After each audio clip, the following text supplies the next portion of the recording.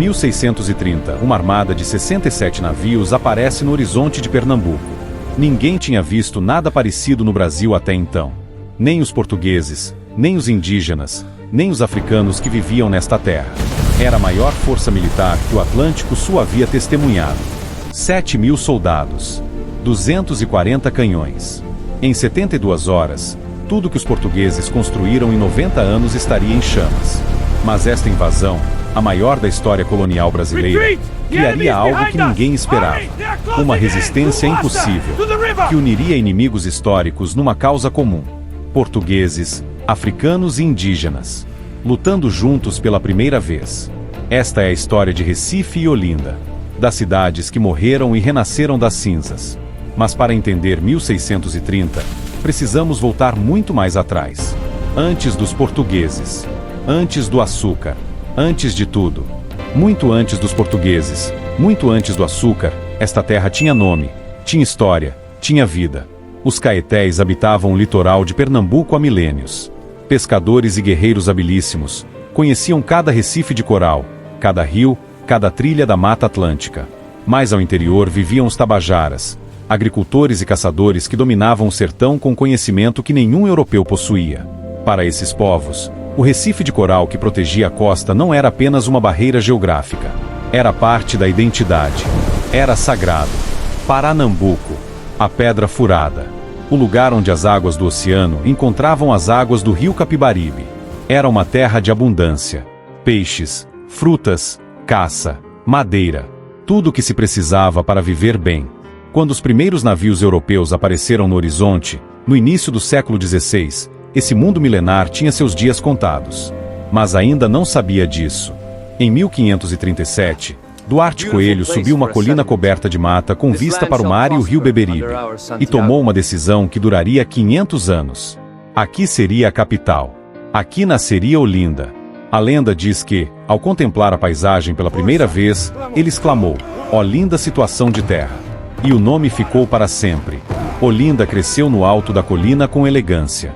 Igrejas barrocas, sobrados de pedra, o poder colonial instalado com vista privilegiada para o oceano. Mas Olinda tinha um problema grave que nenhuma beleza resolvia. Ficava distante do mar profundo.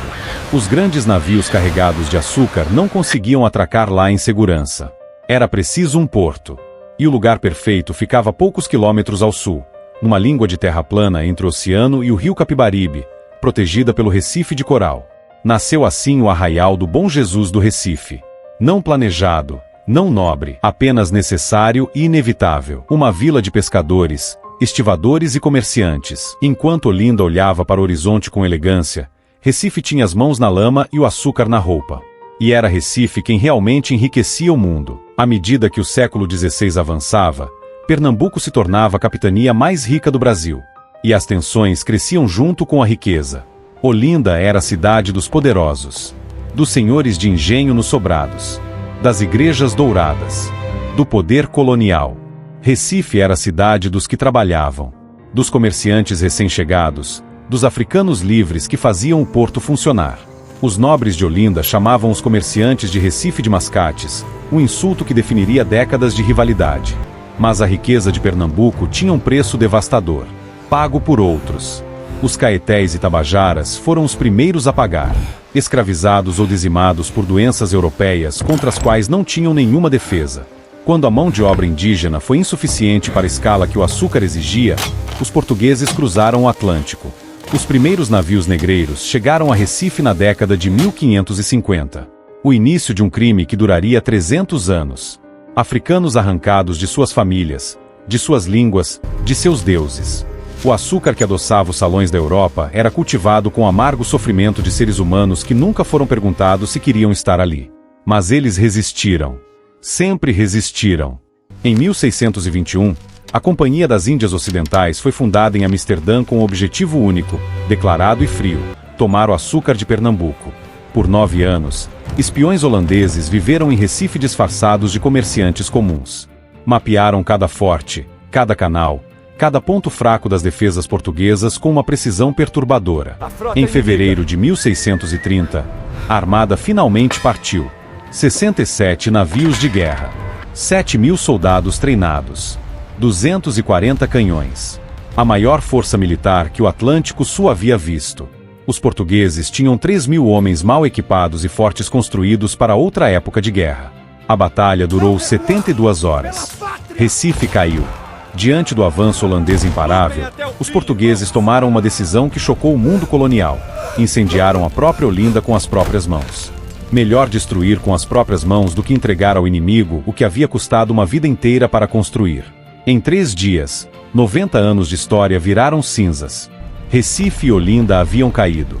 Mas Pernambuco, como o mundo descobriria em breve, ainda não havia sido domada. 3 anos depois da invasão, a Companhia das Índias Ocidentais enviou um homem que ninguém esperava para governar Pernambuco. João Maurício de Nassau-Siegen. 32 anos. General brilhante.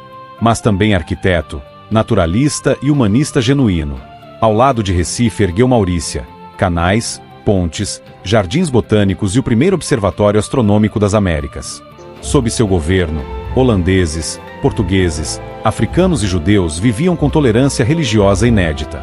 Por 7 anos, Recife foi a cidade mais cosmopolita do hemisfério ocidental. Mas Nassau era empregado de uma empresa. Quando parou de ser lucrativo, foi demitido. Com sua saída, a companhia endureceu o controle. Impostos dobrados. Tolerância eliminada. E Pernambuco explodiu.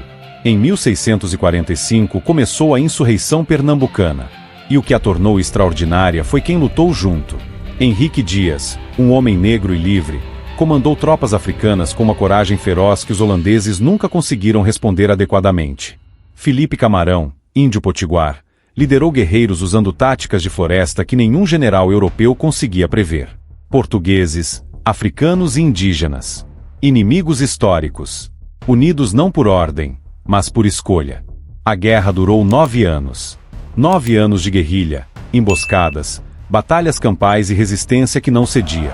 Em 1654, os holandeses assinaram a rendição no mesmo Recife que haviam conquistado 24 anos antes. Pernambuco era livre. Recife cresceu e substituiu Olinda como capital. O porto se tornou o mais movimentado do Brasil colonial. Olinda foi reerguida com ainda mais beleza. Suas igrejas barrocas sobreviveram a incêndios, guerras e 5 séculos inteiros. Hoje são patrimônio mundial da Unesco. A mistura violenta e forçada de 3 mundos criou algo que não existia em nenhum outro lugar da Terra. A alma pernambucana. O frevo nasceu aqui, nas ruas de Recife. O maracatu veio das procissões africanas nas igrejas coloniais. O forró nasceu nos engenhos de açúcar onde tanto sofrimento aconteceu. 5 séculos depois, Recife e Olinda ainda carregam as marcas profundas de tudo o que aconteceu. Na pedra das igrejas. No ritmo dos tambores. No orgulho feroz de um povo que o mundo tentou apagar várias vezes. E que nunca desapareceu. E nunca vai desaparecer.